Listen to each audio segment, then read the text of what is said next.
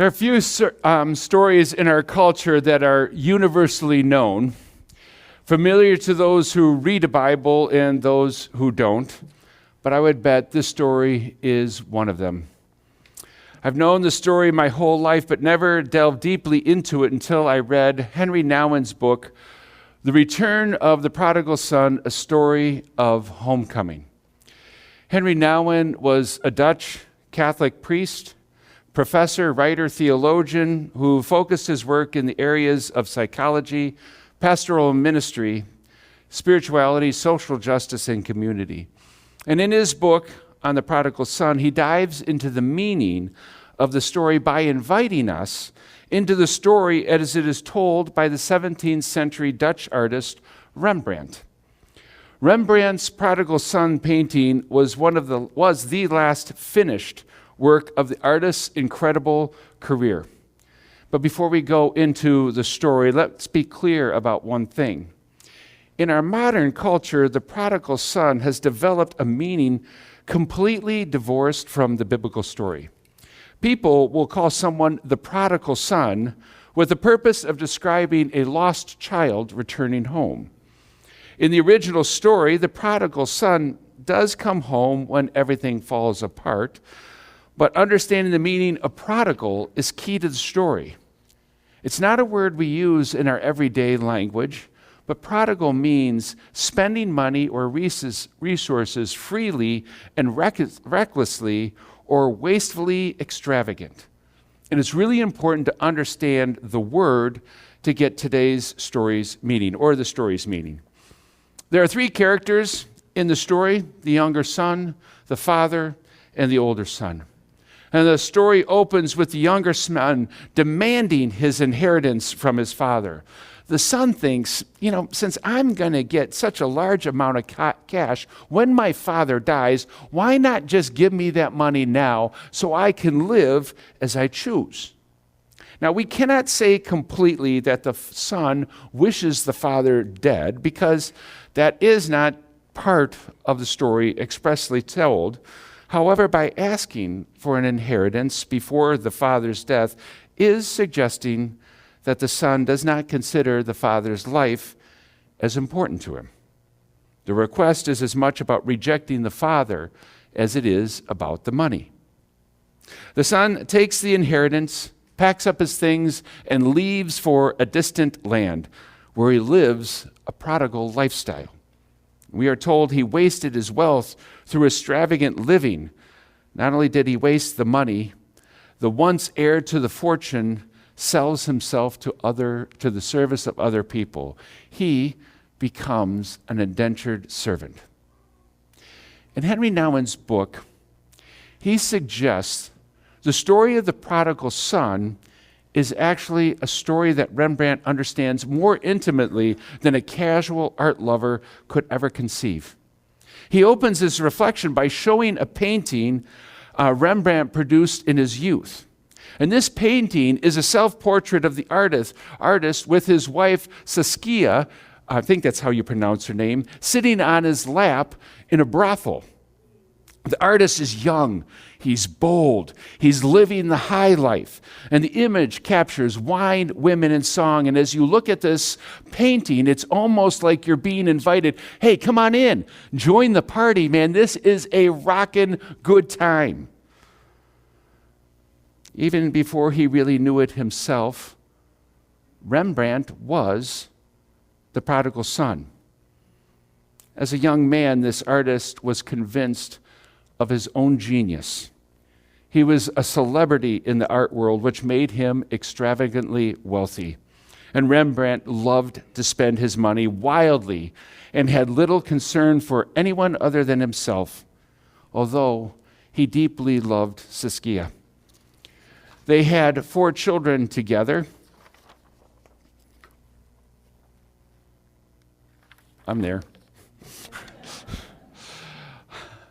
Like the story in the Bible, Rembrandt's wealth was short-lived, and soon after this painting, his life began to disintegrate into grief, disaster, and ultimate poverty. Rembrandt and Saskia had 4 children. 3 would die as children, and then Saskia dies, leaving him alone with one son. He has some bad relationships, then marries a woman with whom he will have 2 more children, and one will die early. Then he watches his son from his first marriage live long enough to be married, and within that first year of marriage, that son dies as well. So Rembrandt is survived only by 1 child. In addition to all this personal grief, his spending leaves him bankrupt, his popularity as an artist fades, and at the end of his life, Rembrandt is a completely broken man. As Henry Nouwen studied Rembrandt's painting of the prodigal son for his book, he begins to see how the artist has worked himself into this painting. Nouwen suggests this last painting reflects the teaching Jesus told to his disciples when he said, "Let those with eyes see."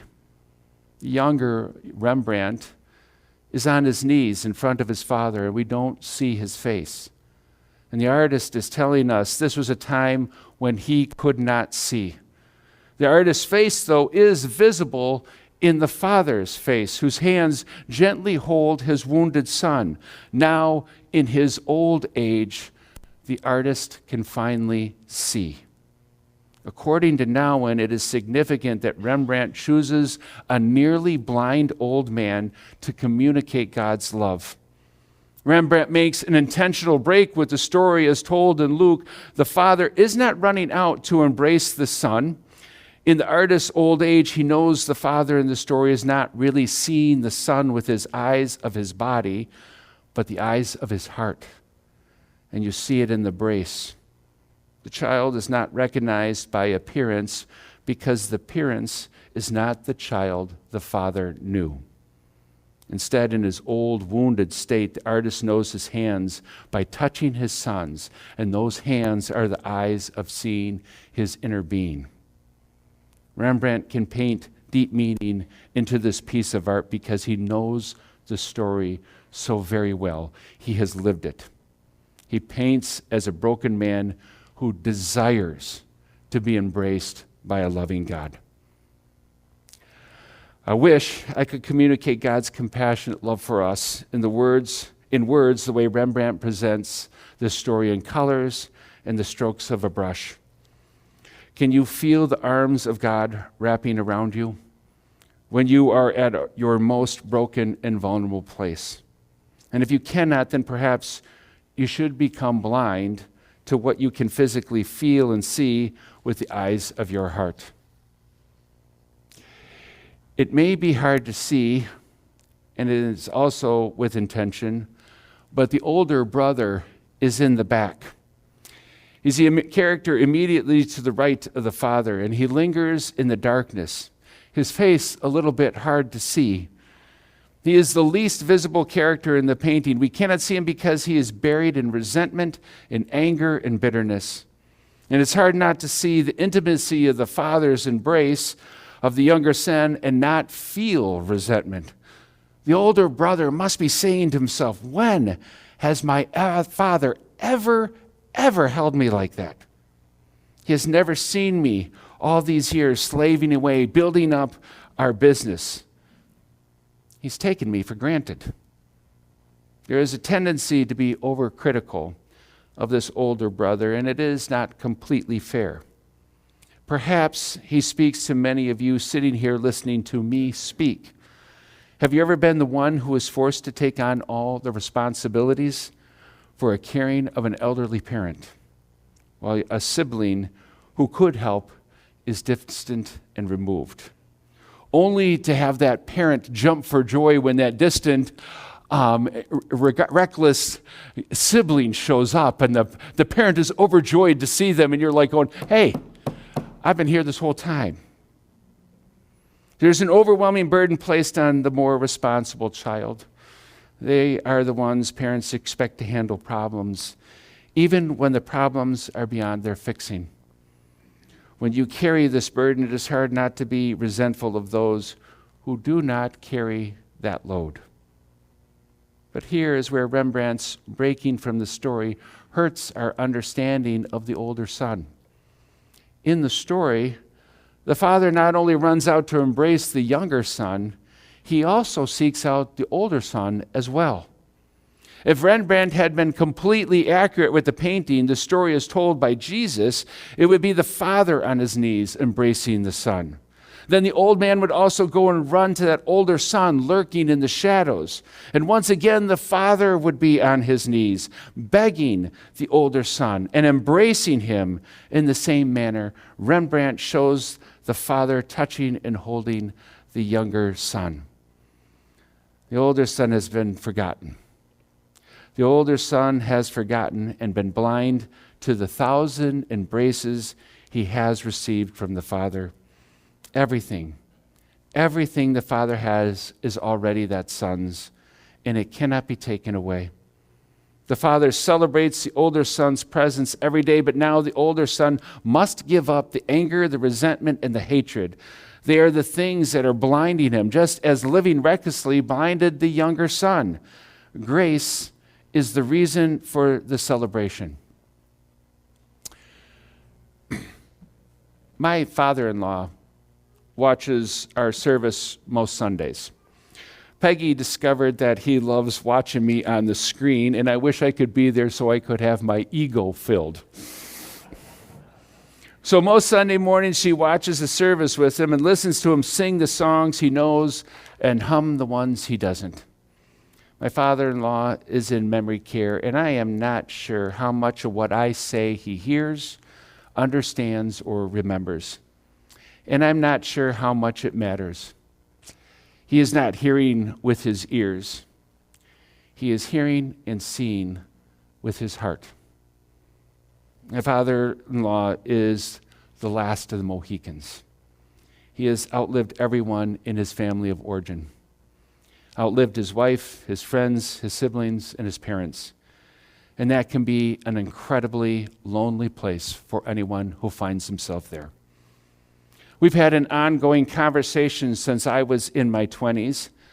My father-in-law had a boatload of missionary siblings in his house, and they were very confident in their relationship with God and spoke to God enough to know exactly who was and was not going to heaven and why.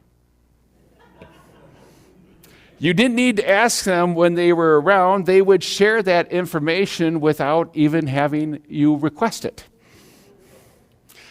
And each one of those siblings, as they neared death, and when they neared death, were terrified to die. I think their judgment came back to haunt them.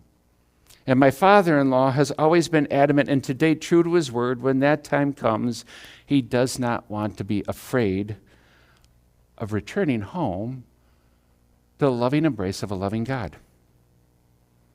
I was thinking of him as I was putting the sermon together. Originally, I was going to focus on the sons and talk about the sons, what the younger son did right, what the older son did bad, and to give you the wisdom that you needed to know. And all of a sudden, I heard one of my father-in-law's brothers speaking, and I backed off of that one.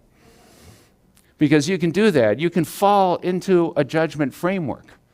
And it's one of the critical lessons that is consistent throughout the Bible.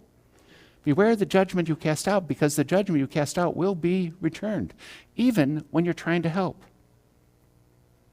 Instead of looking at what behaviors are and are not acceptable and what you can do to find the loving embrace of God, we should focus on the Father.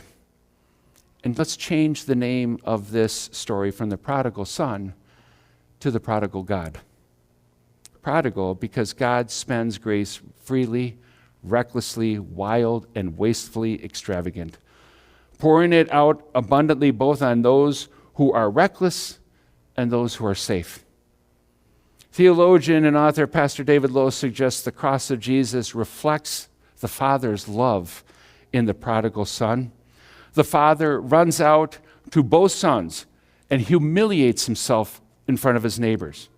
No landowner, no man of standing, no person that is dressed in regal robes would ever bow down to a reckless son that has gone off and lived, or bow down and ask forgiveness of a son that cannot extend grace.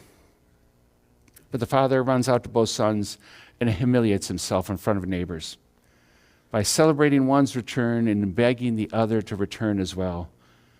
the Father humiliates himself to give us grace. If we embraced a God who grants prodigal grace, I think we would live differently outside the four walls of this congregation.